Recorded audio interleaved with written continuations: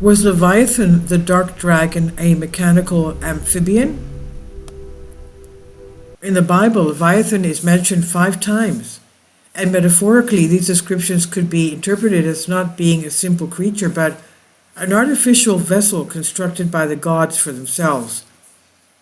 The compound Hebrew word is from Leviathan and Thanem, meaning a group of dragons or sea monsters. The biblical sea beast mentioned in the Old Testament, in the Apocrypha of Enoch, and in the Talmud. In the Holy Scriptures, Leviathan is referred to as a monster of terrible appearance that makes the godly flee.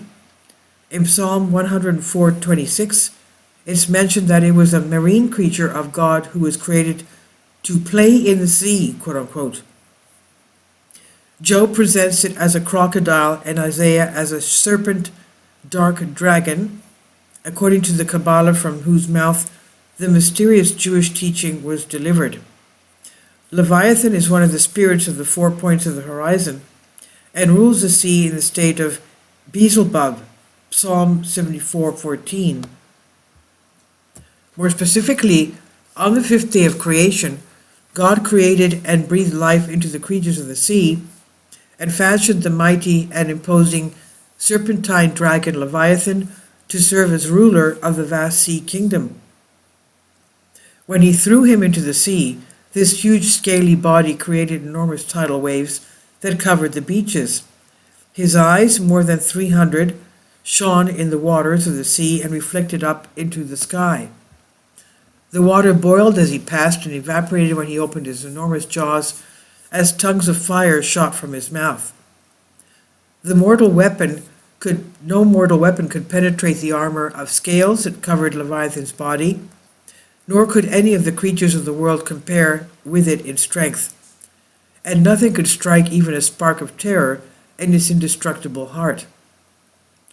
Dragons thousands of miles away he devoured like mice, rivers emptied when he was thirsty. The glow he left in his path shone brighter than the most brilliant jewels, and all the world talked about the miracle of Leviathan. Finally, God created a pair of these fantastic creatures, but when he realized that their terrible power was so great that the whole world would be threatened by the prospect of a race that would eventually prevail over all creatures, he destroyed one of them. However, to ease his pain for the loss of his companion, God granted him immortality. Since then, during the last 3 hours of each day, God has been playing with Leviathan, entertaining his enormous creation, and this will continue until the day of judgment. Only then will Leviathan be slain by the hand of the archangel Gabriel, where his flesh will nourish the righteous and his scaly skin will shelter them in an impenetrable tent. His remains will be scattered over the walls of Jerusalem, from where their splendor will illuminate every corner of the globe. Please leave your comments, and thank you for your support. Please support my Patreon account.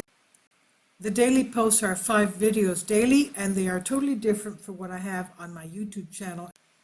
Thank you so much for your support and that you find all my content so interesting. You'll find the Patreon account details in the description box below.